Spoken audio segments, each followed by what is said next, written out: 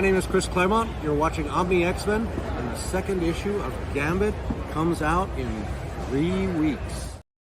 I totally left the whole thing. That's all right. What's up, everybody? Welcome back to another episode of Omni X-Men. Thanks for the introduction there, Chris Claremont, as usual. We are breaking down this book right here, 174 from the Uncanny X-Men series. Of course, we are doing it all based on our Omnibus, which we are on volume 3 right now for those who may just be joining.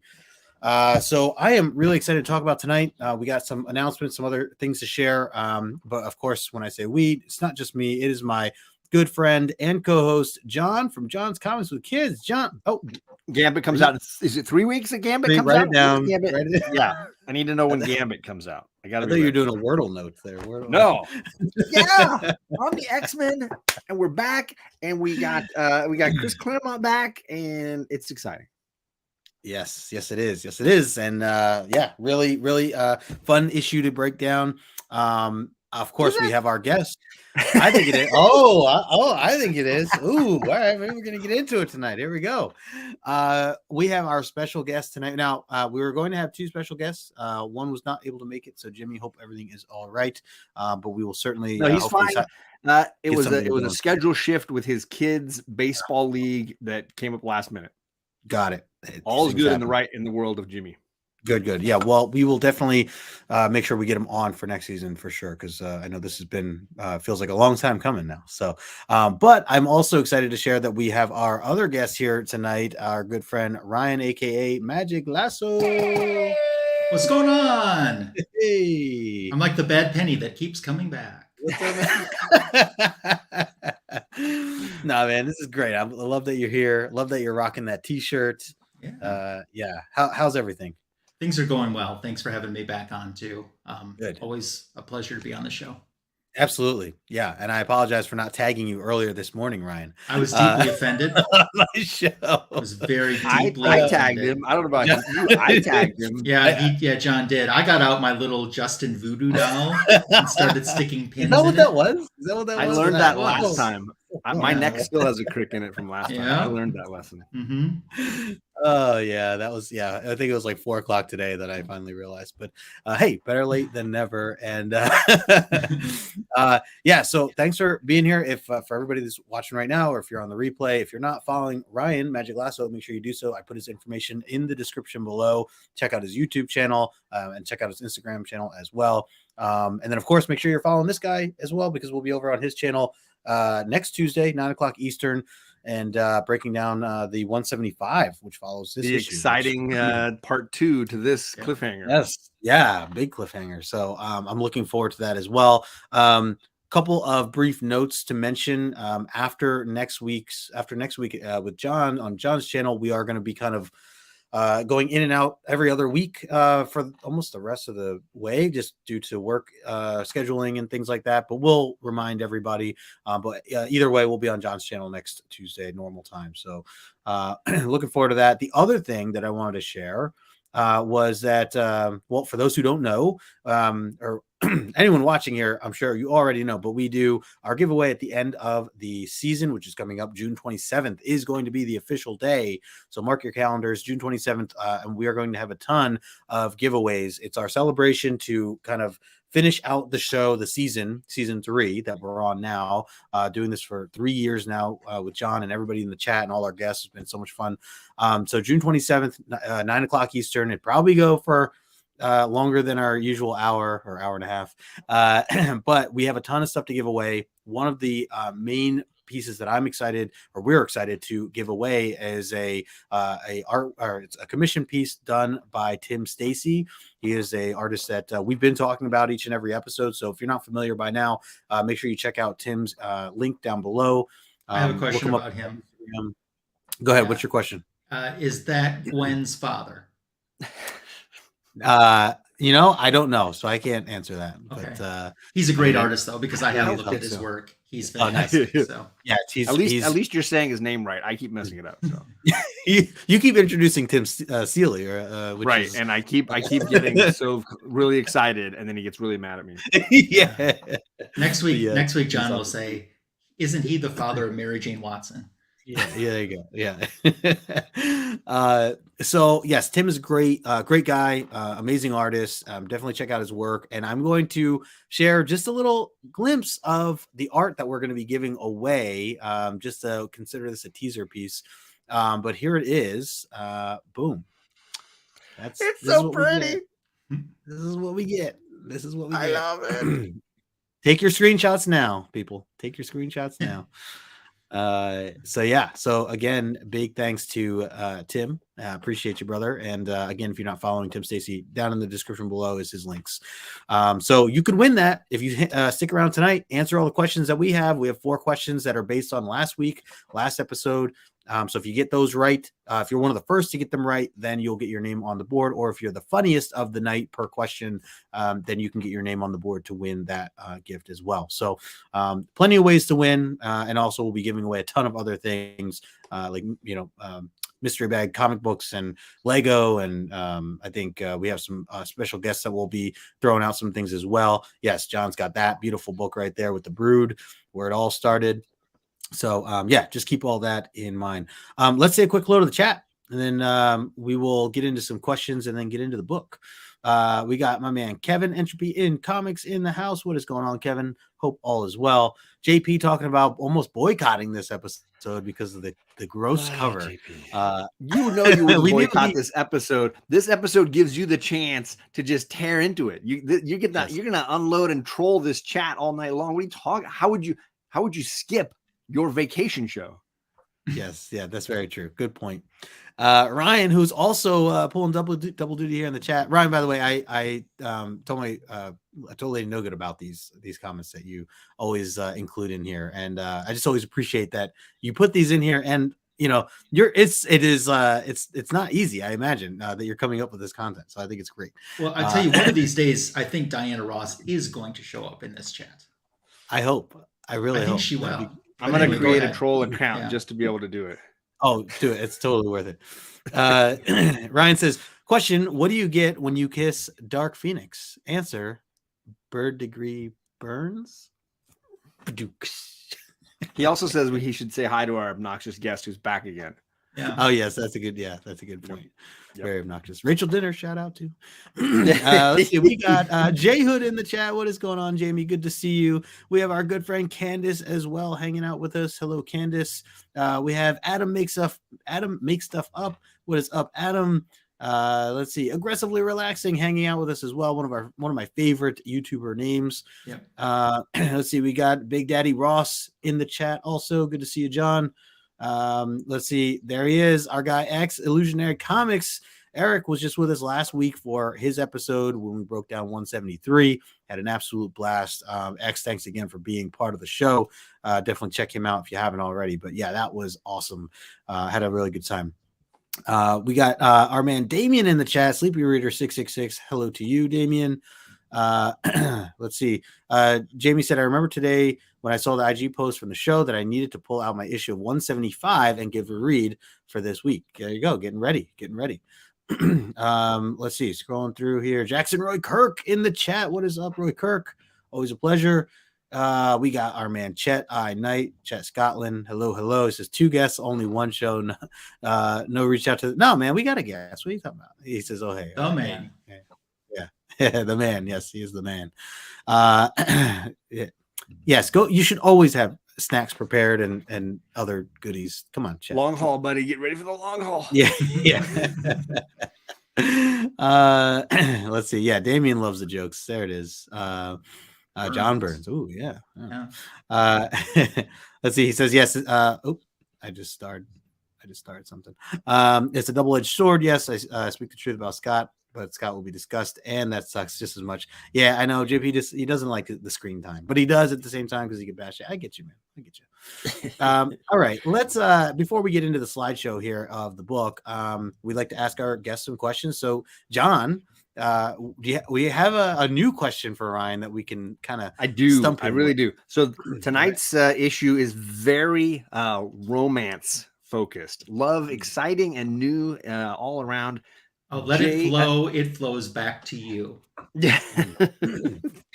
I know JP is gonna love all that quality time spent with these couples. My question to you, Ryan, of all across mutant history, which couple do you ship the most? Did I ship the most? Yeah, which couple are you like cheering for to stay together, true love forever? These two need to be together.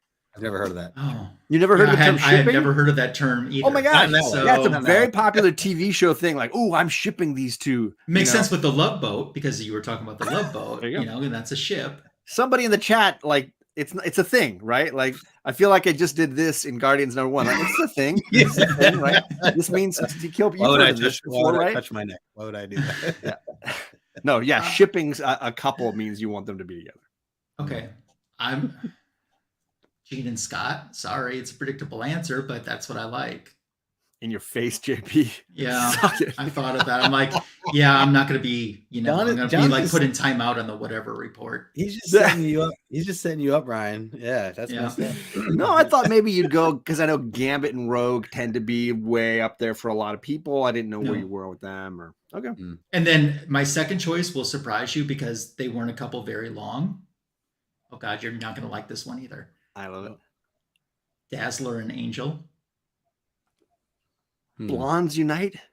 I don't know. She could do better. I don't know. Yeah. So ship as in relationship. Makes sense. Okay. Chet says. Yeah. See, there it is. Damien says his daughter says ship all the time. There you go.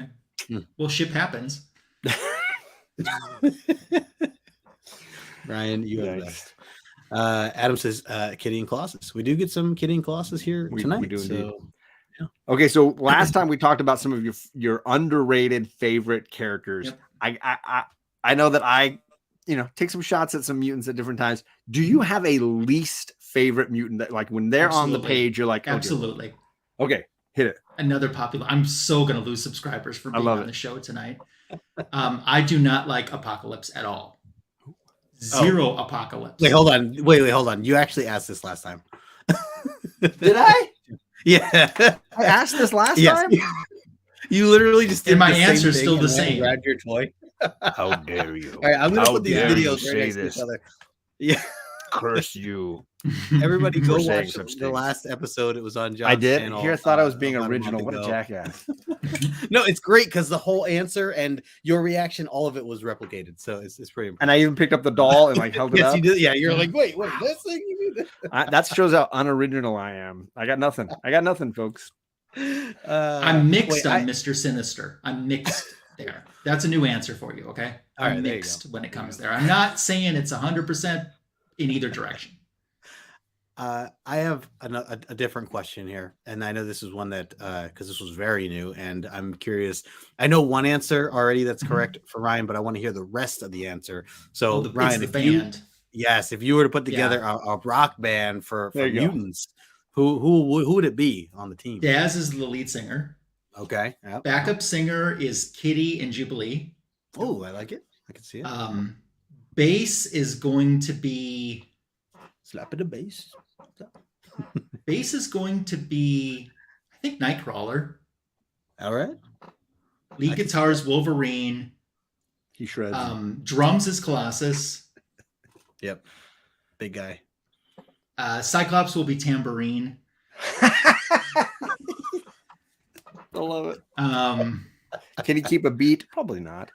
I was going to say, oh my God, I have something I want to say so bad, and it's so naughty. It's not naughty like in a not my channel X way, but after having Morbius on here, there's no. Okay, I'm just going to say it. Okay, I can't believe I'm going to say this. I love it. We know Professor X. We know Professor X won't be the backup dancer. Especially not after this issue. We saw it. So, and everyone else except Professor X can be the backup dancers. This is true. There was still possibilities until this issue, so we confirmed. The geek aficionados in the chat. What's up, Jimmy? What's up, Jimmy? There he is. There he is. Pay attention to your kid. What are you on our show for? Come on. Hey, we got Dr. Doom's fan club also hanging out in the chat. What's up, Doom? All right. Those drones by Colossus better have adamantium skins. I could see it. I can see it. Crushing. That would be extra loud. Yeah, extra loud. Chet says you're going to hell, right? Yeah, I saw that. I mean, we already knew that. Yeah. All right. Awesome. Love it.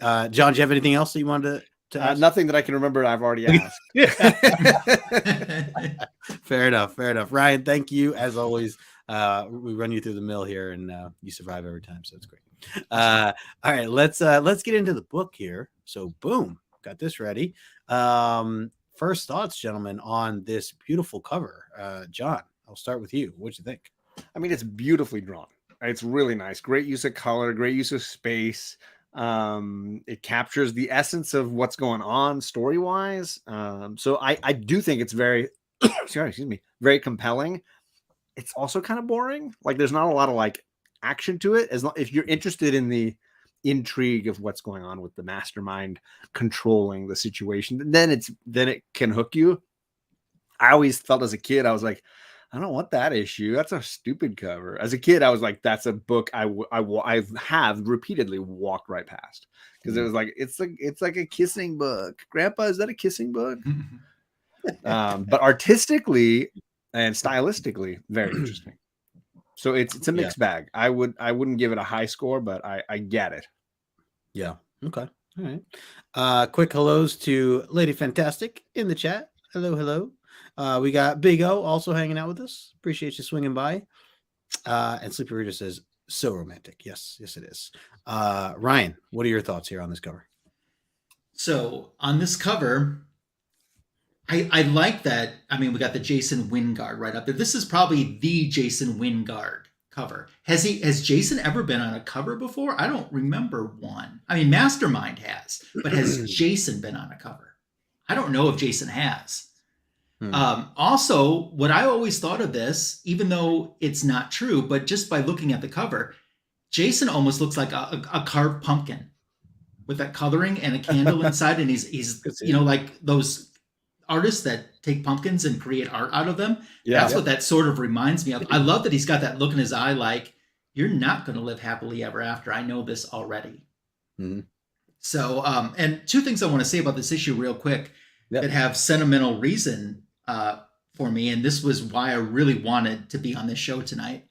So I actually remember I had a classmate, X-Men was Marvel's big book at this time. And at the time this first was released, so I'm living in this small town, no fast food, no stop signs, definitely no comic stores. The nearest comic store is an hour away. Got mine off of Spinner Rack at a drugstore. So you have to remember that the comic book stores would get these before the Spinner Racks would, at least a good 3.5 to 4 weeks. They, by the time it came to the Spinner Rack, the comic store just got the next issue. That's how much of a delay there was. And my friend, so the nearest comic store is an hour away. My friend comes to school one day, and their parents had taken them to the comic store an hour away the night before. And they said, I got the new X-Men. You have to read it. You have to read it. You have to read it. And it was this issue. And I said, well, why? And they said, I'm not going to tell you. You have to read it. It's the last page. You have to see it. And I remember reading my friend's copy and just going, everything just built. Right. And then in a really cool turn of events, so I couldn't wait for this to hit the Spinner Rack so I could have my own copy to keep and look through over and over. Right. And by a strange turn of events, my parents went to this town and let me go to that comic store right after 175 was released. So I was able to pick it up and take it to my friend and return the favor back. Oh, nice. And so we both got to read these issues so much faster than we normally would have been able to read them. So that's sentimental story number one, why this book is so important to me. And what a great comic book community kind of thing, Yeah.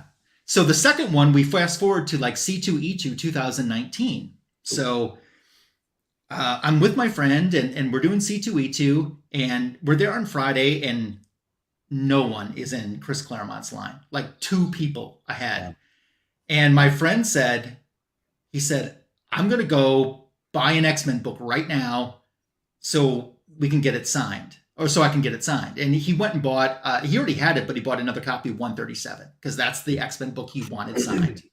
So we went up, we had a great experience meeting Chris Claremont. Chris Claremont at first thought that once Chris Claremont realized I was not a CGC witness, he warmed up to me very fast. Yep. So the next, I didn't have anything to get signed, and I was fine with it. I just had a nice experience, with him. The next day at C2E2, my friend says, I'm thinking about getting another book and have Chris Claremont sign it. He said, do you want anything? And I said, yesterday we saw someone selling a copy of 174. I said, and that's in my budget. I said, let's go back and snag that copy so I can get that signed by Chris Claremont for myself. And in the weirdest turn of events, not only did we not find 174, we could never find that vendor again for the rest of the con. Oh, wow. So those are my two sentimental things that come up. It was like Mastermind. I was just thinking that. Wiped it away. I should have had a signed copy of this issue, but I don't. Wow. Man. That's cool. Yeah, I just think of the old man in this issue who drops the picture, or does he drop it? I don't know. I wonder who that is. Yeah, exactly. Very cool. That's very cool. A couple of things I wanted to highlight here. So Chet does say, he says, this cover is boring.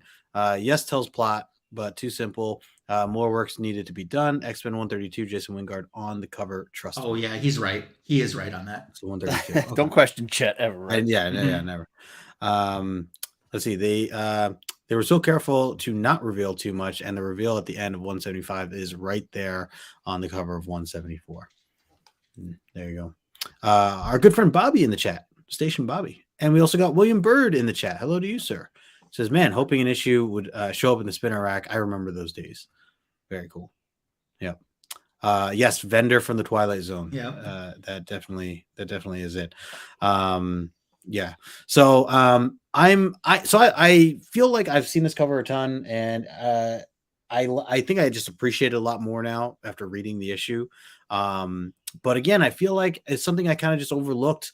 This whole post John Byrne, a lot of these I kind of overlooked, or I guess because I was just so focused in the Byrne stuff, and the Dave Cockrum stuff that I don't know. I guess I never took the time to really look at it and appreciate it the way that I am currently. And I have to say, like, a nice crispy copy. I think it looks really nice. I mean, it's almost negative. It is negative space, really. Totally. The hair and everything going into the background. So, yeah, I mean, I would like to get a nice copy of this at some point. So, but we'll get into more of that later. Let's jump into the issue. It kicks off first with us getting an Earthrise, which I love, instead of a sunrise. Really, I mean, it makes sense. Beautiful view. They're all hanging out on the Starjammer's ship. And they have a nice little romantic moment here, Scott and Madeline, which quickly gets interrupted by Hepzibah and Corsair. Corsair, he's a funny one. He's like, good for you, basically, with Scott, and almost thought maybe you wanted to join in. I don't know. It's a little, he seemed a little overly excited, and even Hepzibah was like, "Oh, hey, like, I guess, I don't know if they are clarified." Hepzibah is DTF. I'm just gonna say. That's yes, very frisky kitty yes. cat skunk. Very frisky. Yeah, the way she like looks at Corsair in that middle picture, she says, "Sparks an idea, huh, Corsair?" And he's like, "Later."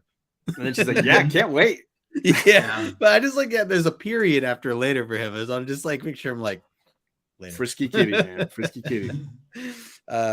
Yeah, and then they do a little bit of a tour introduction to the rest of the Starjammers for anyone that Madeline did not already meet. And this is where we find out that this is where Binary is. Carol Danvers has come and joined after seeing her wipe out Rogue in the X-Men, finding out that Rogue was part of the X-Men, all that stuff a couple issues back. It didn't really, we didn't really know where she went from there. So, this answers some questions, and, she seems to be on board as she wants to explore more of the universe, and also feels that, she doesn't really have much of a family or a home on Earth, as she's kind of expressed in several issues now. So, we get some of that going, and actually before, what was the other part I wanted to say here? Oh, and then of course Corsair invites his son and says, are you coming with us when we go to leave? Because they do plan on, going to outer space. So we don't get a splash page here. A little down about that, but it's still really cool panels here. And I do want to get your thoughts on this. So John, I'll start with you. What are your thoughts on this opening scene? So on the post I put on Instagram, Doom's fan club commented that this is a very telenovela episode of Uncanny X-Men. We're getting definitely some of the rocky romance stuff. And so if that's your jam, or if you can find joy in it, I think this could be a lot of fun, this issue. If you're not super into it, it might be something that falls a little more flat. So I think it's going to be a polarizing issue. And it starts right here off the bat, right? Amazing art, great background, some incredible visuals, and on again, off again romance. What's going on? You know, what's Scott going to do? He's so indecisive. He's very Hamlet-like, as he is pretty much all the time. And more importantly, the stuff I like is hearing Carol and her journey. Like Carol Danvers steals this bit right here for me, and that's why I'm all about it.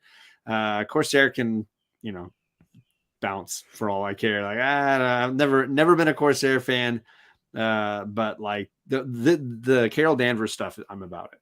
Yeah. Ryan, what about you? What do you think of these opening scenes here?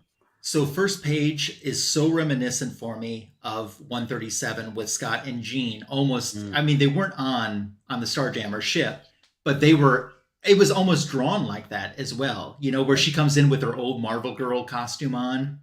That reminded me so much of this opening with Scott and Madeline. Yeah. So it's good to see, you know, the part with Corsair, it's almost like he's proud that his son has game. It's like, yeah, some of the old man rubbed off. And I mean, totally. Kitty Cat is DTF. So now with Carol, though, I like that we're getting a sense of what has happened to Carol. You know, that's almost a mini series that never happened that could have been that story. But I think that her forgiving Professor X, remember, she just got how, in her words, you know, the Avengers had betrayed her. Wouldn't this feel like a betrayal from the friends that she just made after the Avengers to take Rogue in? Because they, of everyone, should know better, regardless if she's right or not. I would think that her forgiving just seemed to come too easy.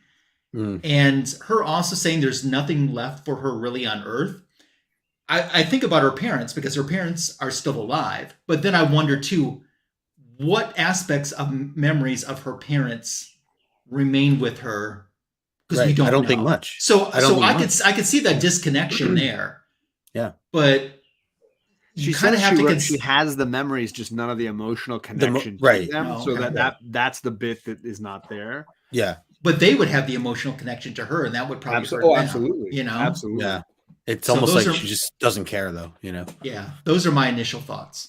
Yeah. No, love it. Well, let's keep going here, because we have we changed the scenes a little bit as we get Professor X and Lilandra still trying to figure out what's been going on since he's got this new body, essentially, that's really been over the course of, well, since probably the beginning of this season, from issues that we've broken down. And she does confirm that it is a physical issue, or it's a physical in origin, is what she explains as far as the problem goes with his legs, as he's been trying to battle it mentally. Because in theory, they thought that he should be able to walk again, since this is a new body. Meanwhile, they get an interruption. Word comes in that there's essentially a civil war now that's about to go down in the Shi'ar Empire, which, you know, we know that her sister had kind of taken over. Again, now we're referring back to, 10 plus issues of the main series ago. And so she knows that she's going to have to step up and step in if she wants to either prevent the civil war from happening, or stop her sister altogether. And so she asks Professor X to come with.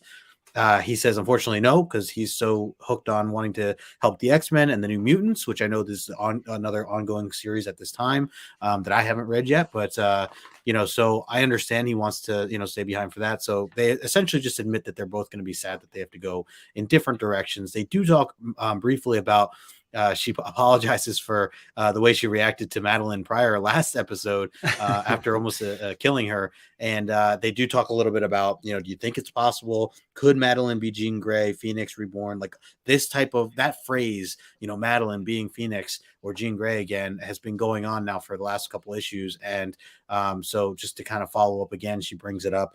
And then they kind of kiss because, again, with the romance, as John pointed out. And then, of course, we also have Scott on the other side, who is pondering for himself all the different emotions he's struggling with, because he feels like on paper everything should be great and that he should be happy, and that why is he trying to like sabotage this relationship in his own way or get in his own way about things.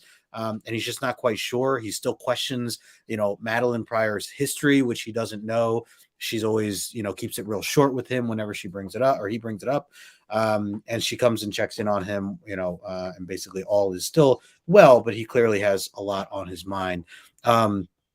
Ryan, what do you think about some of the things going on here? I know there's a lot of sub stories kind of brought into place here, especially with the Shi'ar Empire and all that other stuff going on. And then, of course, Professor X, him and trying to be able to walk again and all that stuff. It's inevitable, that those two are going to split. It just seems like, I think that Claremont knew the direction of the storytelling that he was about to go in, and there just wasn't time. Yeah.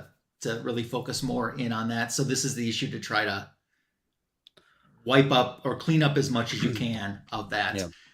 Maybe, I don't know. I think Professor X is good with letting her go because he remembers how ugly and flat she looked in that one panel a few issues back that Walt Simonson drew that I hated. That would do it. So yeah, that's about all I have to say. I love it. John, what about you? What are your thoughts here with the scenes with Lalandra and Professor X, and then also going into the struggle that Scott has with what he thinks should be an easy decision, but he's still struggling? I mean, I think Bobby hit the nail on the head that Lalandra has an amazing outfit and is jazzercise ready. The tube socks, the whole thing, she's ready to get physical. So I think it's a little silly, the Scott thing. I feel like he's always questioning everything. For a decisive combat leader, he is incredibly indecisive outside of that arena and spends a lot of his time waffling. And I think that's the Scott we have here. And there are definitely times when I find it compelling. I don't know that I found it incredibly compelling in this issue. I do love the art and the backgrounds and the starry skies always look really spectacular. But yeah, I don't really care for any of these pages overall. Like, it's always the same drama with Lalandra and Professor X. I love you. This romance is great. I got a job though. I got to go to work, and I can't. My job's on the other side of the galaxy, so I can't really be around. I'm gonna be gone for a bit. It's always that. So yeah. It gets a little. I get a little old. It gets a little old. So I don't know that I needed 2 full pages to express it, but yeah, I get what he's doing. I don't hate it, but I'm a little bored. Right. That's fair. A lot of hot discussion on the tube socks in the chat. By the way, everybody's a fan. I think that's fair. I think maybe a page would have done it, maybe for this scene here, at least for the Lalandra side. I'm curious. I mean, and I don't know, what goes on here with the Shi'ar Empire and all that stuff, but is there a civil war later? Or do we get this other side story, not part of the X-Men, that, we learn more about Lalandra? I would be interested in that. I mean, I know that her sister is still a main character in the series. So I don't know. We'll see. All right, let's keep it going. So flash over to a scene with Wolverine, which these last probably, 6 or 7 issues, we've had, a lot of focus taking place with Wolverine and Mariko and this so-called wedding that now has been turned off as of last episode. A lot of there's a dagger on that cover, by the way. There's a knife right in the front. Apparently there's a dagger. Yeah, all this stuff. And so this just kind of brings it back to Wolverine trying to go back at to meet with Mariko. She's basically just continues to say how he's not worthy. He says, well, if I'm not worthy, then I'm not worthy to have this blade either. He kind of reminds her of what all her kind words that she said about him and about what the meaning of him wielding this sword was. He kind of brings that back up and is like, look, clearly something's different because you said all this. And now if that's not the case, then here, you take this sword back because maybe that's just it and I'm not worthy. Meanwhile, Silver Samurai, who's beat up from the last one, I do like and appreciate that they showed him looking kind of, beaten up the way he is there.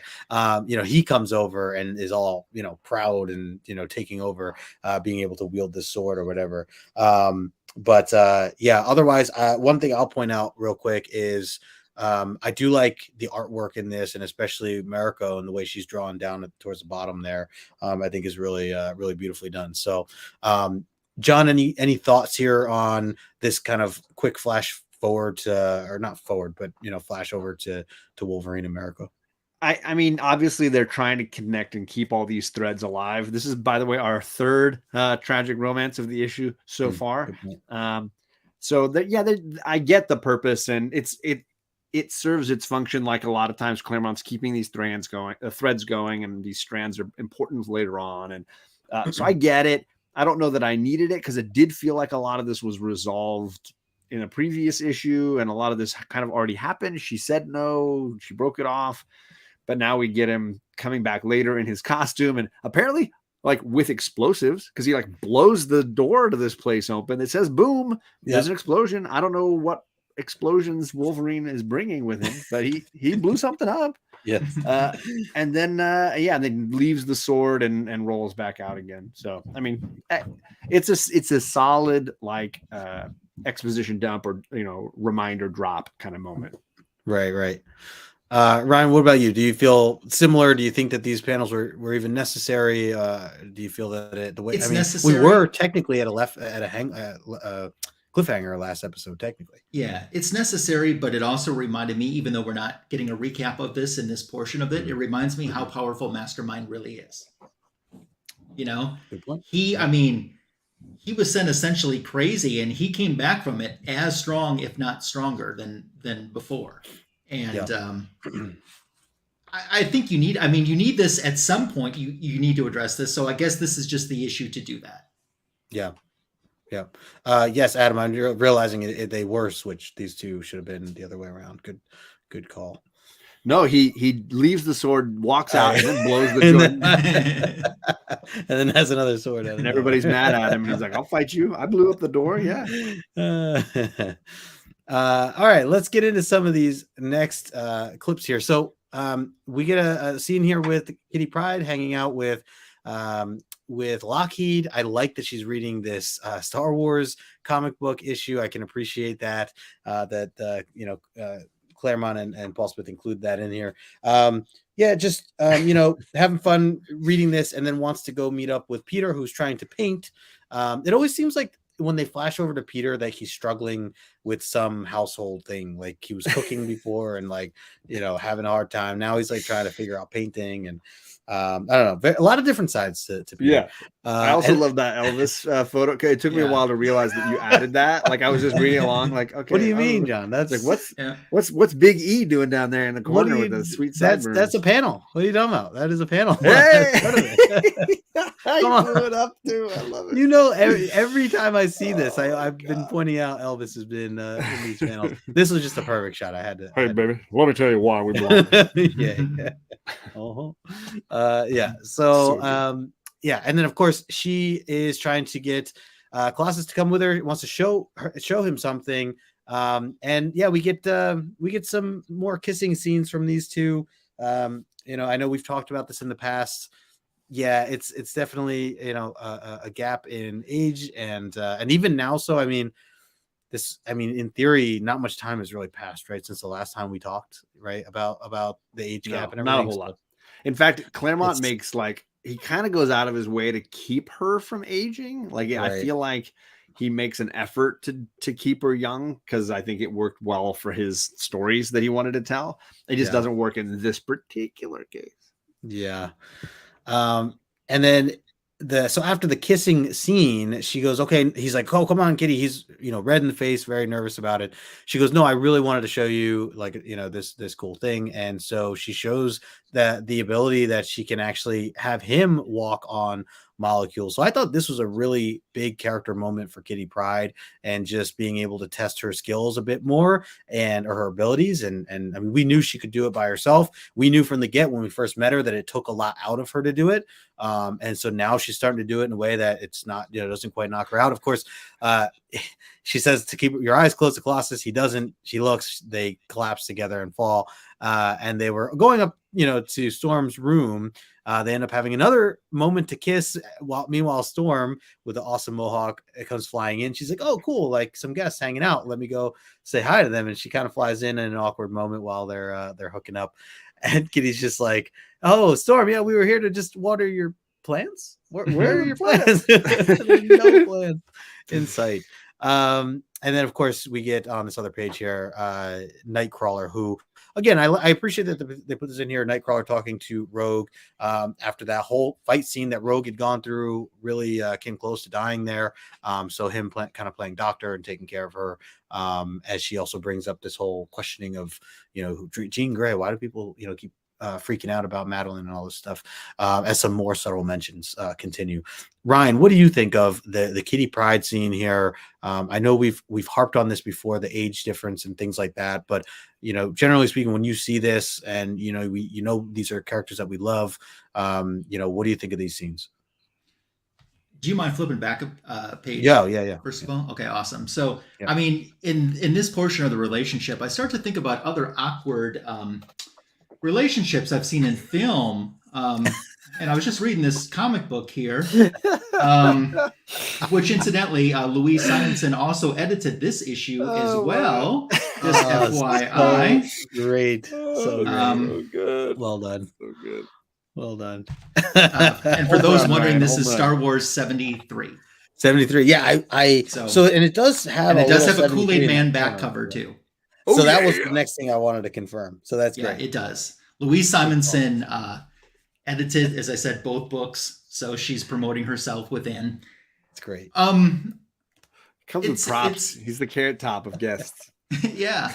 So I like the fact that we're seeing that Kitty, has really been working and improving upon her powers, because Peter's, he's a hefty guy. He's probably weighs more than any other X-Men. Yeah. And she still can get him to carry her up. We get the arrival of Storm. One thing, and this more ties back to your previous issue, but since I wasn't the guest then, and I'm the guest now, I'm going to take this opportunity to say this. Yeah. For those that don't know why Storm has her mohawk, do you guys know this? Why Storm doesn't have her mohawk? No, why she does have a mohawk. Do you know this? I don't think Essentially, so Louise Simonson, Louise Jones, Simonson. So she went to Paul Smith and said, "We need a redesign on Storm's hair and give us several opportunities." And as a joke, he made a mohawk at the end. And she said, "That's the one as like a throwaway, like throwaway joke. They're never going to pick it." She said, "We're going to get charged for the crime, so let's commit murder." And that's why she wanted to pick it. Yeah, and also, last issue, the reaction of Kitty towards Storm, seeing her that way, was a real life incident that happened in Louise Simonson's life when Walter shaved all his facial hair off during vacation, came home, and the daughter didn't go on vacation with him, which seems a little odd. But he came home, the daughter thought he was an alien and not her father. So that reaction is what prompted that to happen in the previous issue. Wow. And since we're also talking about hair, I'm just going to say, going on vacation without your kids sounds like a great idea. I don't know what you're talking about. I always leave my kids at home. One more thing on hair. Madeline's hair was inspired, that shape, by the hair that Louise Simonson was wearing at the time in the Marvel offices. That was her hairdo. Oh, nice. So there's a little trivia for you. Typical fun pages with Kitty, Yeah, it's awkward. Here's the weird thing though. And maybe it's because me being young, and remember, I was buying these off the spinner rack at the time. It didn't feel weird like that at the time. Right. For what it's worth. But then I'm a much younger Lasso. Sure. Yeah. So, almost not looking at that in that way. Yeah, I'm not thinking about that. Right. Yeah. I will add, I feel that I really like the way Kitty Pryde is drawn. I mean, I think even just over the course of Paul Smith coming in, I know we've talked about that before, but I just feel like she seems much more like the kid that she should be, as opposed to kind of some of the stuff that we had gotten prior. So I think that's also well done. And then of course Elvis looking like Elvis is great. And yes, Candace did say, I mean, so Elvis, many great like, comments up there. I like I that know. one. Sorry, I've been I trying like, to get through some. Roy Go Kirk, ahead. a hunk of steel of love. I like, I just want to be your Russian teddy bear. I mean, Yep. come on. The This is chat even was better on when John fire. can sing them. Yeah, I just want to be your Russian teddy bear. No, I think this sequence, it's so hard to not be a little bit uncomfortable by how young they make her. And clearly you look at the picture of like him standing tall and her standing tall. She hasn't even like developed boobs. Like she is like seriously just a kid, like a real kid. And it's a love crush. And I get all that. The fact that it goes anywhere is the weird part. I think that part's a little bit weird. I also learned a new term that works better on the next set of panels. For when a woman blocks another woman, it's a beaver dam. So there you go, gang. Storm is the beaver dam for this moment here, and shout out to Storm because she's doing the Lord's work there. Needed to happen. We have a town named Beaver Dam about an hour from where. Well, now you're never gonna unsee that. Yeah. Hippie says it's creepy and awful. All right, let's keep this going here.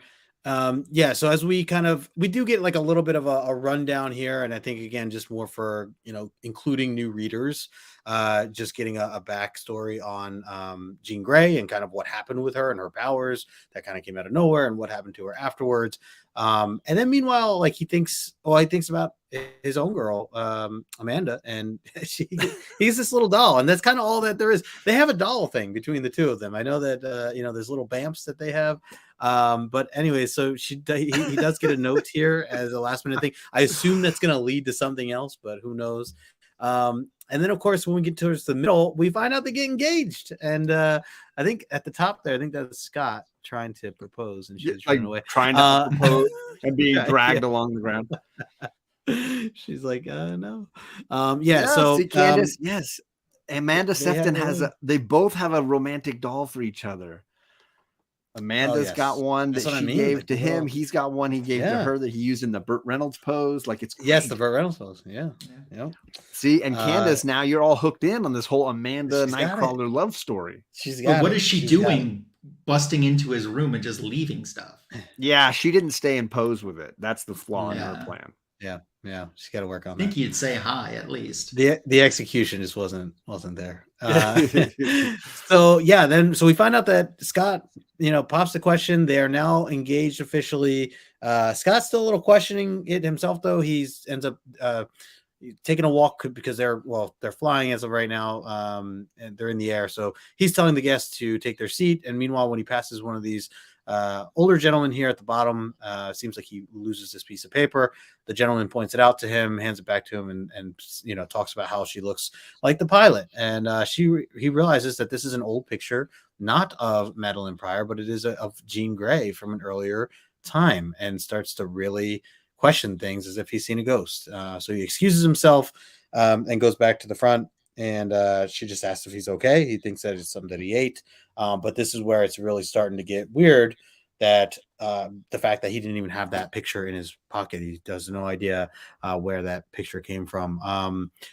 Ryan, what are your thoughts here with, I know we've, even in the chat, people have pointed out like that we've kind of been hitting it on the head that, yes, Madeline looks like Jean Grey looks like Madeline, like all this stuff back and forth. But do you think it's too much, or do you think it works? No, because you have to remember there wasn't an internet. Back issues weren't reprinted the way that they're reprinted now. Sure. There were new readers coming into X-Men who wouldn't know who Jean Grey was. Yeah. For us reading on Omni X-Men, it seems like just month to a year, but it had been years publishing-wise since Jean Grey had really been alive and a featured character. So they're trying to just reestablish that over and over. One thing too, I like the fact that we had a little bonding between Rogue and Nightcrawler. That's pretty cool. Yeah. But panels where you actually saw really Jean Grey as Phoenix or Dark Phoenix, or even just as Jean, they were so sparse in the Marvel Universe at that time. That I love that. Mastermind has a big set of kahunas. just to keep posing in these same characters that he has appeared at before. You know, kind of like, I don't care if they heard about me or potentially could know about this character that I'm masquerading as. Yeah. I mean, he's got some arrogance. So our chat is freaking amazing. I'm dying. Yeah. She's a witch, says Bobby, and then Adam says, "Burn her." Yes, that's what I was just thinking. And then you know, Bobby says, "That's a picture that Wolverine's looking at all the time." But to Ryan's point, this definitely feels like that part in the horror movie when the family moved into the house that was haunted, when strange stuff starts happening, but they're like questioning it, like, no, maybe I imagined that lamp was on the other side of the room, or I didn't think I left the door unlocked or whatever. This is the moment when you really are going like, Cyclops, look, you've been questioning all along. She looks an awful lot like my girl. She has no past. She had a crazy incident the same day my girl died. Now I'm finding random photos of my girl in a bikini on the floor of an airplane. I'm just randomly on. Question this. Question this. Get out of the house. The house is haunted. Get out of the house. Like, this is a bad sign. Last week, Justin was like, I don't know if she's bad or not. I don't know if this is a bad thing. Maybe she just looks like her. We are past that point now. We've been living in the house and stuff's flying around. It's haunted. We need to get out of here. Yep. No denying it now. Yeah. I'm just saying. Good points. We have our good friend Sheena in the chat. What is up? HK Wifey. Chet says, say it with me. Coho-ness. There it is. All right, let's keep this going here. We're getting close to the end. We do get another scene here with Jason Wingard watching as kind of creepily. That's what he did. He's a creep, man. The guy's just he's definitely always creepy. in the dark. He's always smoking a cigar, lurking. Yeah. Never in daylight. I don't know. So meanwhile, Madeline's coming home from going grocery shopping. She has some stuff to deliver. Goes home and sees Scott, and Scott, I mean, man, I don't know. I get, like you're saying, John, it's obvious. It seems to be very obvious. Things are in the room, but there are some things you just don't do. Like, I don't know. You just this guy. I don't know. There's some things you don't do. You don't, and he just straight up says it. He goes, "Are you a reincarnation of Jean Grey? Boom. Are you Phoenix? Are you my ex? Are you?" He said that part aloud that you're only supposed to think. He said it out loud. Yes, it came out loud, and then we get the boom. He didn't keep his wife's name out of his own mouth, and because of that, he got slapped. Brutal. I have to say, I loved these scenes because, again, I read it first digitally, and going through this and just seeing him ask these questions in this scene, and then from it going from there to this smack in the face was just so well done. It was so great. And meanwhile, Scott's only concern is like, my eyes, my glasses, you can't do that because I could kill things, which, I mean, it's a legit concern, but like, out of all things, like, what did you expect? Like, it's just like, come on, man, you can't talk about your ex there. And I'll close this out and then I want to get your guys' thoughts, but yeah, essentially he finally gets his backup pair, which we know he has backup pairs of glasses because of, gotta keep them everywhere. Situation. Yeah, very similar to the sandwich episode. And then he comes back and then goes into the dark. Now, these scenes can be like, this is like horror movie vibes when you have a dark shaded, room Phoenix. And you're just talking at it. And then Phoenix coming out of nowhere. So this also got me where I'm just like, what? I mean, I'm a new reader, right? When this comes to this stuff, I don't know what happens. Going through these pages, I freaked out just seeing this. Now. So just saying, like, I was very excited, not sure what to think or what to believe. Is next issue just going to be him waking up with a bad dream? Like, I don't know, but this is what's in front of me right now. And I'm like, here we go. This is like one of my walking in the shops, here we go kind of moment. So,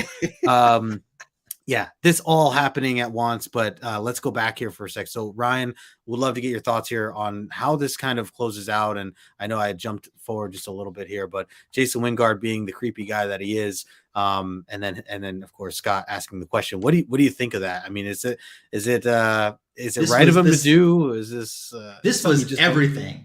As I still reading these pages. Yeah.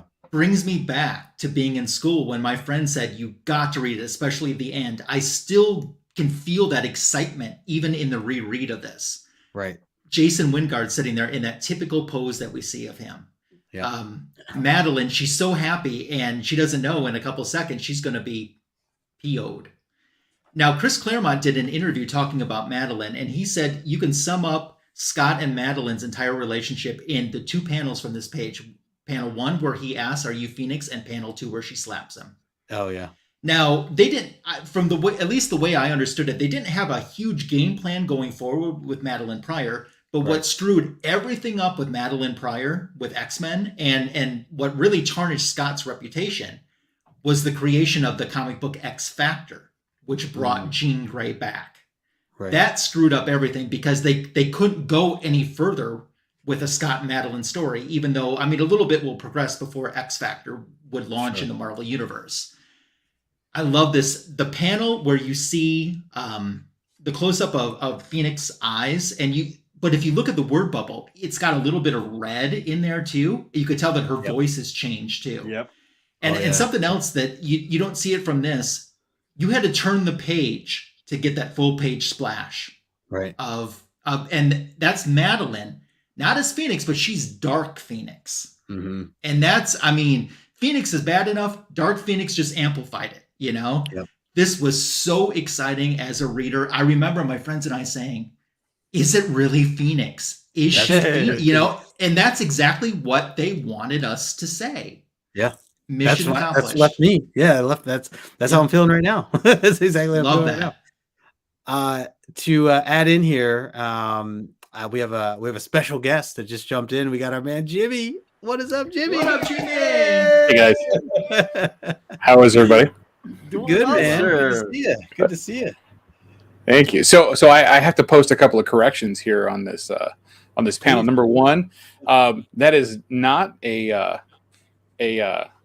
Will Smith pimp slap that she's thrown. That is a full-on right cross that drops his very toned ass onto the floor.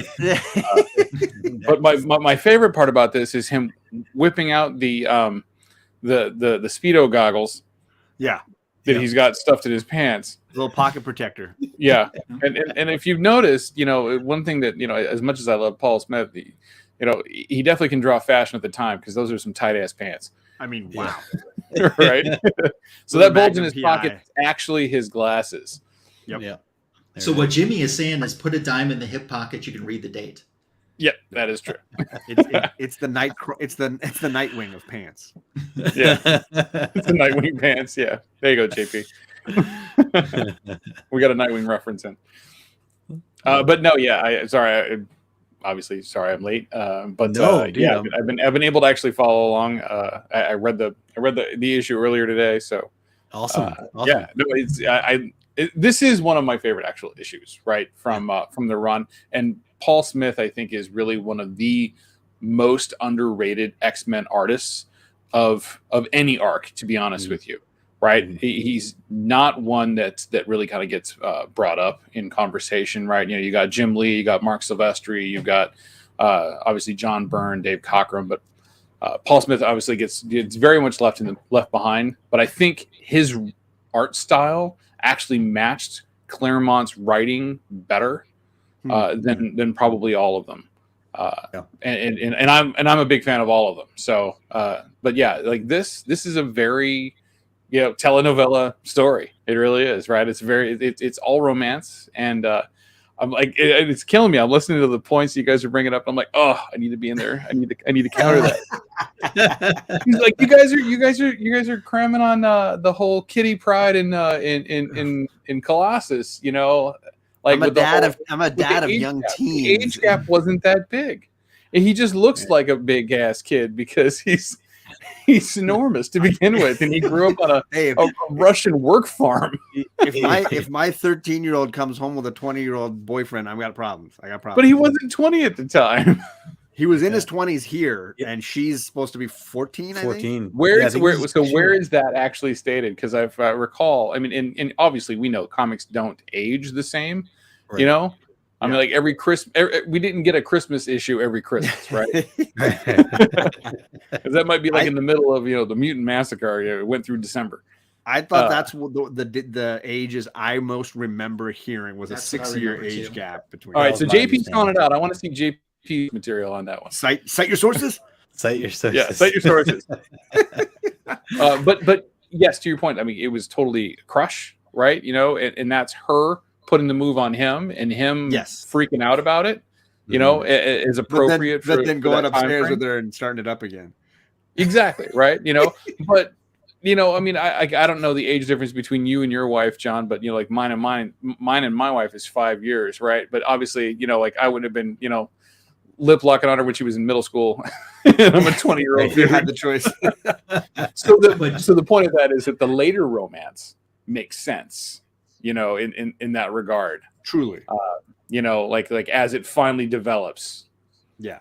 Hey, I'm just saying I just wish that the portal that aged Ileana had just given Kitty a couple of years. Just give her something that she was right on the cusp. Like just give her a couple of years. You give Ileana a handful Yeah, but of years. that portal that Everybody aged Ileana had to give her a friend, Right. Problem solved right there. Somebody in her age group, right? Or at least, like around the mutants. Sorry, Ryan, you were going to say something, man. I was just going to say that I just remember, Peter Colossus was old enough to get a little busy in the Savage Land. So, and he did. And that was before this issue. So, yep. Yeah, we don't talk about what man happens in the Savage Land. Savage Land.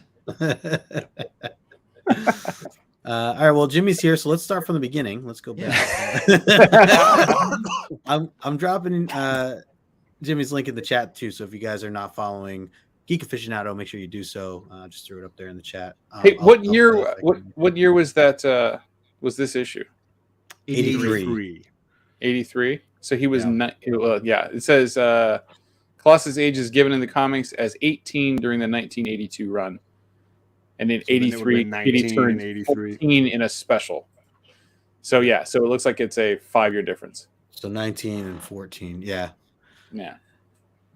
See, I think like you're saying, Jimmy, down the road, I think that it's nice that it can. That's why they didn't make that gap too big, right? Where it's like he's like a 25-year-old man and she's a kid. That would have been real freaking creepy. Yeah, exactly. So do you guys want to get into? Well, this is perfectly here, because I mean, this is usually we're just going to give kind of our final thoughts on it and kind of how we would grade it. So, would love to get your take on it too. I'll start with you, John. Overall, what did you think of this grade, or what would you give this as a grade? What did you think of the issue overall? And also, I don't think I gave you kind of the final words of your thoughts on the ending here, so feel free to kind of jump. This is the payoff. This is the payoff to the issue, absolutely, and the cliffhanger is an all-time classic cliffhanger. So the ending works the best, absolutely. Her pose at the end, the light, the way they highlight the fire coming off of her, and the way her words, the voice change that Ryan mentioned, it all works here at the end. The issue is just a bit of a slog for me. I struggle with this issue a bunch. I like certain moments and I understand the necessity for it, but I'd probably give this a 6 out of 10. It's just not one of my favorites. Yeah. Okay. Fair. Ryan, what about you? Where does this stand as far as a grade goes, and any final thoughts for it? So it's funny in rereading this because it's been a while since I have. I remember the ending of this so much more than I remember the earlier portions of it and some of the other stuff, which is just tying up some loose ends, essentially. The ending is really the meat of this issue. But I have so much sentimental attachments for what I talked about at the beginning of the show with this issue. And it still brings back those feelings for me. Looking at this story, I still remember that.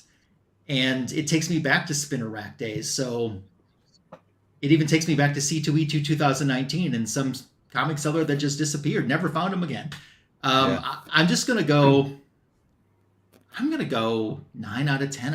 It's that much. Since the Dark Phoenix saga, this is the next most special issue for me in X-Men. Wow. Yeah. No, that's I'm great. glad, Jackson Roy Kirk, I could teach you what shipping and beaver dams were all in one night. So congrats to you all. Yeah, thank you, John. God, I love the beaver dam comment. Yeah, I wrote that one down. We got Gore Vidal in the chat. Hello, Gore. He says, excellent issue. Jimmy, what about you? If you had to grade this, what would your grade be? And do you have any final thoughts on the book? Yeah, I'm going to echo a little bit of Ryan here. Right? So this, being able to read this again really kind of takes me back to my childhood, right? Because this was when I got into comics, was Copper. And this is, around the time I got into X-Men a little bit later, but I was reading back a lot, through that. And I love this period. And what I love about these X-Men comics, right? And how I feel that they're so much different than a lot of the other stories that were being told at the time is that they really got more involved into character building and development, especially in the X-Men, which is, I think, one of the reasons why it was the best-selling book at this time, is that there was so much in there about the characters and about who they were, not just about fighting, not just about battles, not just about, good versus evil. This was about people and about what people went through, being different in how they were viewed in the world and how they dealt with those problems. There's a lot of psychology that goes into a lot of these X-Men books, right? Yeah. And I'm sure that you guys have noticed that over the course of reading the omnibus, from giant size forward, right? There's so much more depth and tone that Claremont puts onto this, and that's emphasized by all of the artists. And for me, especially Paul Green. But I really enjoy this because I like the fact that it didn't really have a big battle in it, right? There was an altercation at the end, which is great. It's a big, huge plot turning point that reemphasizes from the cover, right? The one that everybody hated. But which, I've got to pull up, right? I'm sorry. Tell me that is not classic, sexy, Tom Selleck looking Magnum PI back there. That is a classic 70s, 80s mustache. That is what I'm going to tell you. That's a fact. Yeah.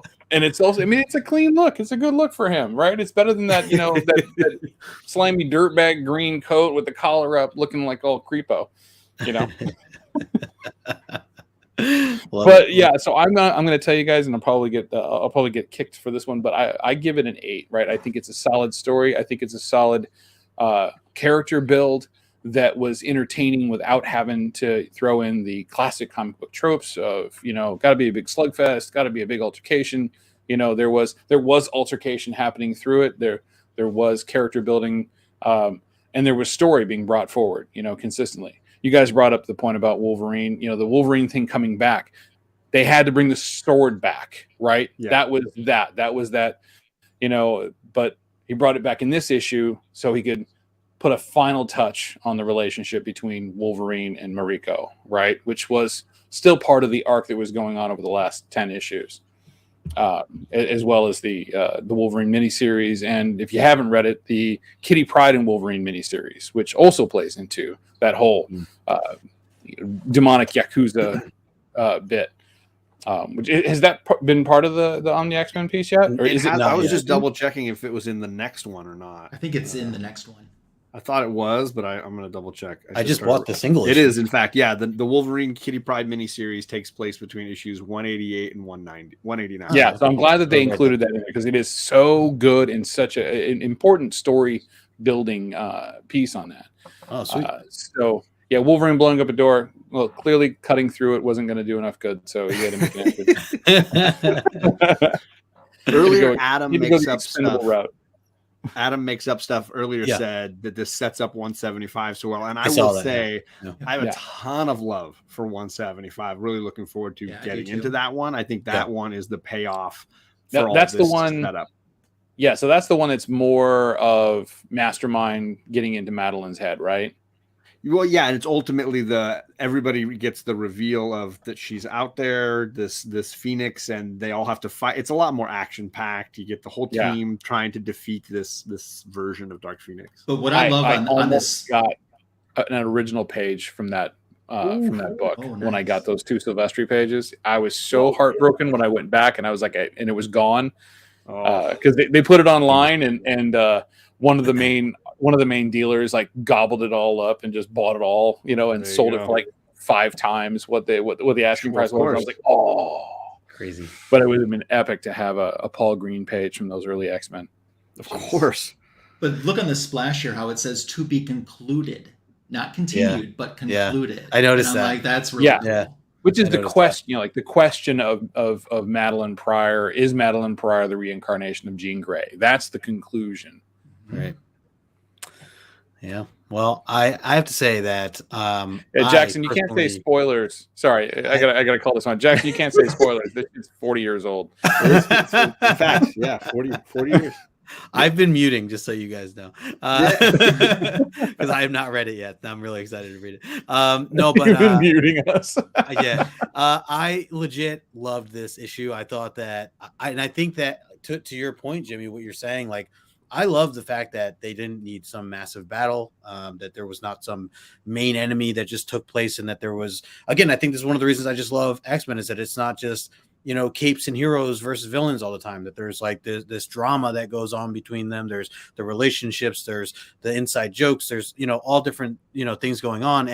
And I want to know what's happening. I want to know, like, even how last issue ended, 173, like, him just saying why, Miracle walking away. Like, I'm glad that they included something in here of that, because if they had nothing, that would have just been like, okay, that's random that they just like didn't say anything else about Wolverine and Miracle. So to have that little bit in there, again, just a taste of it. I don't need, you know, 8 pages or whatever, but I'm glad that they had what they included in here. So, things like that, the Kitty Pryde and Colossus. I know obviously the age gap and everything we've been talking about. I still was like, I thought it was like cute, you know, the way that it was written was like cute, you know, all things aside, as far as the age and all that stuff goes, you know, if it's coming from a good place of, you know, him and just his storytelling to these characters, I liked that part. And I like Storm coming in, you know, flying in, and them trying to make the excuse of, you know, flowering plants or watering plants, and the plants aren't even there, like all that other stuff. So I love just these you know, intertwined little stories that we get throughout this issue. And then of course, Ryan, as you were pointing out, especially like the way this thing ended for me was just like, I legit was just like, oh my God. I mean, I'm reading this for the first time. So I'm reading this and I'm just like, she's back. Like, this is this real? Like, what is happening right now? Right. Is this a dream? Am I going to open the next issue and it's going to be, you know, some mind game that's going on, you know, and Farouk is going to show up or something? I don't know. Like, it's just, you don't know. You just don't know. Yeah. What the Farouk? I'm sure he's dead at this point. I'm just like, you know, I'm really excited. But I then, still got that. I got that in my reread, and I know what happens. That's great. Yeah, right. I mean, and it took me back to that moment. Right. This was really exciting for X-Men fans. Yeah. At that time, this is why this book was selling so well at this time, was stories like this. Right. Yeah. And I just this whole time wondering, like, I know they keep dropping these little subtle hints and all this other stuff, and you know, where is this going? Is it just going to be a coincidence at the end or not, or whatever? So I'm glad that we're getting into this next phase, or whatever, wherever it ends up going. But anyways, for me, I'm giving this a 9 because I loved it, and I again appreciated again even more so the cover as I read this book now. The artwork is fantastic. I appreciate how he drew Kitty Pryde. This like slap scene, like all that stuff, like a lot of it just made me laugh. It's great. So for me, it's a 9.0. And I love, I see a lot of people in the chat. I saw Bobby giving it a 9.4 white pages. Love that. I saw Chet giving it a 6.0. Gore said excellent, excellent issue there. Candace really enjoyed it. She said she's going to pick it up if she would finds it later. A lot of music going on, a lot of singing in the background for all this stuff. Sorry if I've been missing certain comments, but I was trying not to cover up Ryan and then also Jimmy as they were making their points. So that's where I've been with kind of some of the comments. But all right, let's get into the numbers here, and then we have our questions still.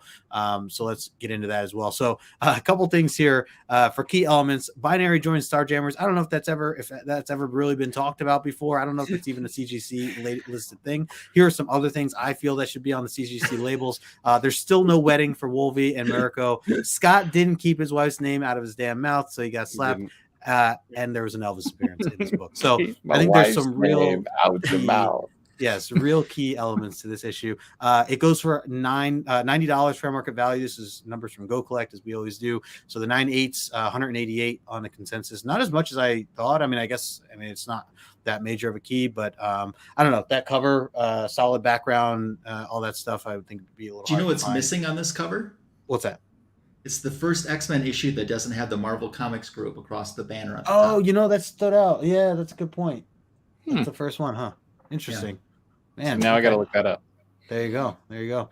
And then this drops down to $55. I assume it's probably even cheaper than that right now for 9.6. But either way, I don't know. I think I'd prefer the reader copy for me just because I love the story so much. But it is a nice cover, and I've appreciated it even more so now that I've read it. Candace says it's the first appearance of the Amanda doll. Oh, good call. Yeah, good call, yeah, Candace. the Amanda doll. Now we got it. Much better than Inflated Date. Anything Not on as the good as numbers that here? jacuzzi he was going to get into at one point. Anything lastly on these numbers or other key elements before we jump into the questions here? Are we good here? I think we covered it all. So let's do it. Let's get into the questions. I'll take this down. Oh, I left the old one up. Look at that. Oh, there is. Look at that, John. There is a samurai sword in that one. Wow. All right. Yeah. Someone must have photoshopped it. It's actually it's the short blade. So a samurai has two swords, right? One is used for defensive, for blocking, and for like small cuts, things like that. So that's the short blade that's stabbed in there. Oh, interesting. Yeah. Had no idea. All right, gang. Well, you know the rules here. You got to have the first two correct answers. These are all questions based on last issue or last episode. So we have two each. We're looking for the correct answer twice.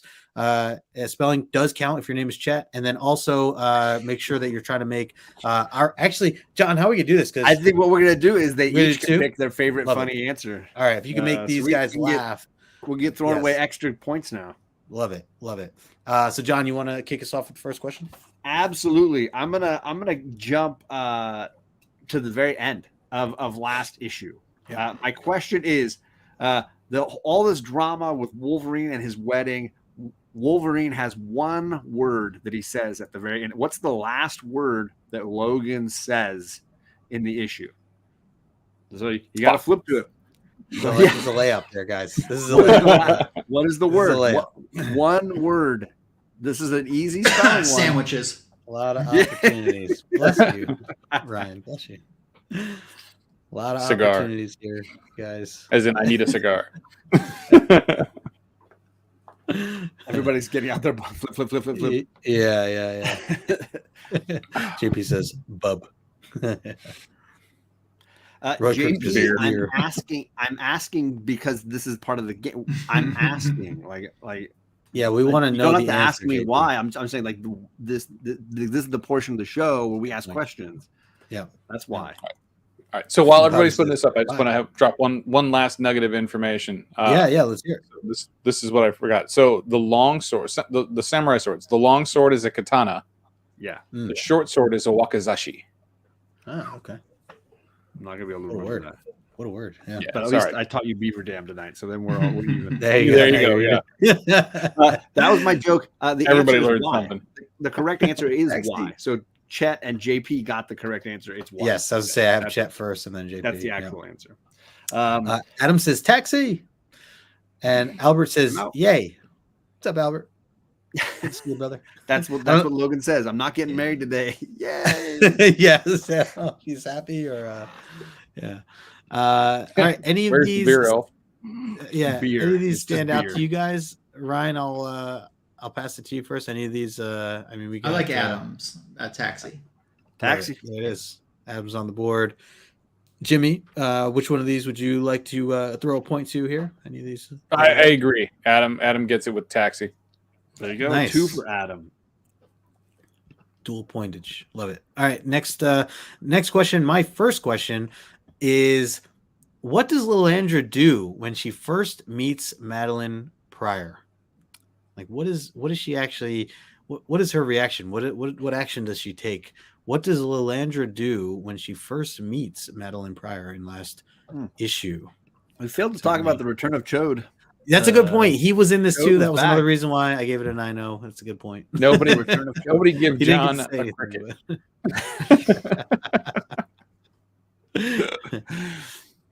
Let's see. Yeah, so definitely looking for a specific action in which she took. So what did Lilandra do when she first meets Madeline Pryor last episode?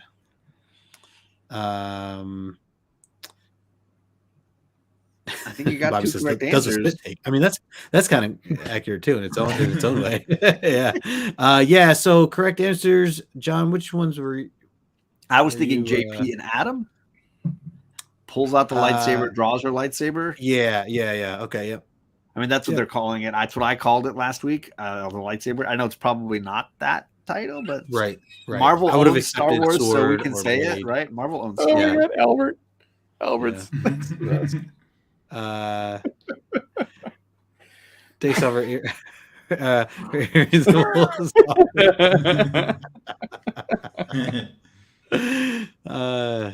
to give her a haircut. I mean, kind of with that blade. Let's see. I was confused there because I had two. Judgment in her eyes. We all look at Scott with judgment in her eyes. Yeah, that's very true. Let's see. Anything else? Candace says, ask where she gets her hair dyed. Yeah. Love that red hair. Where'd she get her shoes? Yep. All right, what do you guys think? Any of these stand out to you that you want to? Maybe went with Albert right off the bat. I think. Yeah, That's was yours, that JIMI, right? Oh, absolutely. Yeah, Yeah. that's the funny Okay. one in my. Okay, I'm going somewhere else. Okay. And probably not for the comment that you think. Oh. I owe one to this person anyway, so this is a little bit of me getting back there. I want to go for Candace, but I want it for gets ready to fight her.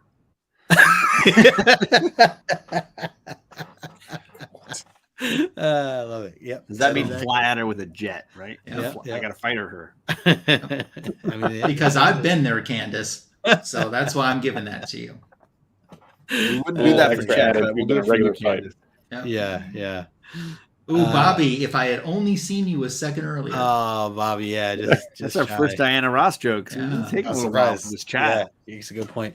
John, what's I think your William Bird's comment, I'm sorry, Jackson yeah. Rooker's comment really has some merit here, because let's be honest, and that's I don't know if you guys brought this up before, but like seriously, Scott, right? You get shipwrecked with that hot blonde, with Magneto, and then you go straight to the spitting image of your ex. I mean, don't get me wrong. I'm a redhead fan. I love redheads, right? My wife is a redhead. No judgment there whatsoever, but damn.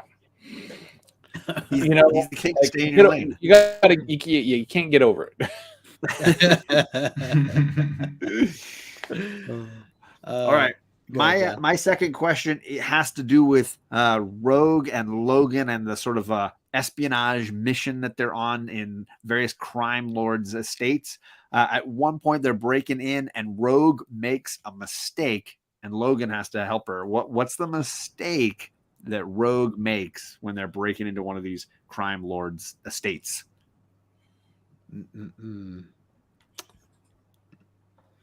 I mean, he also has a type when it comes to like telepaths, right? Because he later hooks up with Emma Frost for a while. It's kind of a consistent thing there too.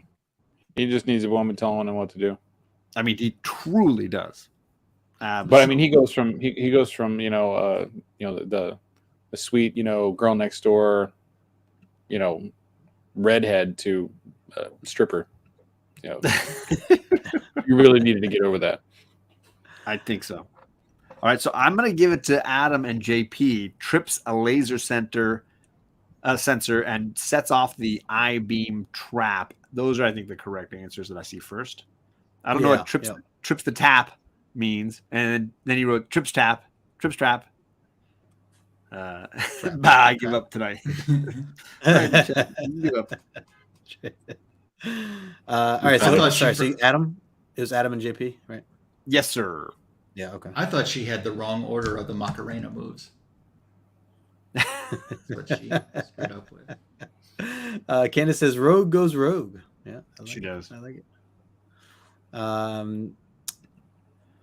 Yeah, I mean, I guess technically, it could be a clever answer if that's what you're going for. Try to kiss him. I see a few people actually had put that down. So no, that's not the mistake she makes. That is breaking in. Right, that is a She tries mistake. to pull but- on Logan after he rescues her. I Right, don't know if it's the right. same thing. Good Yeah. try though. It's a mistake, but not the. It's also mistake. if Chet picks it, it's got to be wrong. So don't you try. Yeah. Well, right. Oh yeah, I missed that. She burps. Chet says she burps. Tries to make a sandwich. There's a sandwich throw in there. Nice one, JP. Yeah, see, Adam, he got you. Did Rucker? Did Chet mean Roe wanted to tap that? Perhaps. I mean, maybe. All right. Who I knows didn't what see a that ton of funny answers, but anything you guys like? Anything we need Yeah. to celebrate? Any love we want to give out? Wasn't my best questions this week. Give it to Jackson Roykirk for me. There you go. There it is. Jimmy, Yeah, I'll go with that. Roy Kirk up there. Double twice. down, Roy Kirk. Nice. All right. Last question of the evening. What does Madeline do to Scott when she realizes that Lockheed is a dragon and not a cat? What does Madeline do to Scott when she realizes that Lockheed is a dragon and not a cat? Particular Popcorn scene trick. where Kitty Pryde drops off Lockheed. She goes to be part of the wedding. Madeline thinks it's cool. Like, yeah, I can handle a cat, but it's a dragon. What is her reaction here? Drop Scott for something with a longer tongue.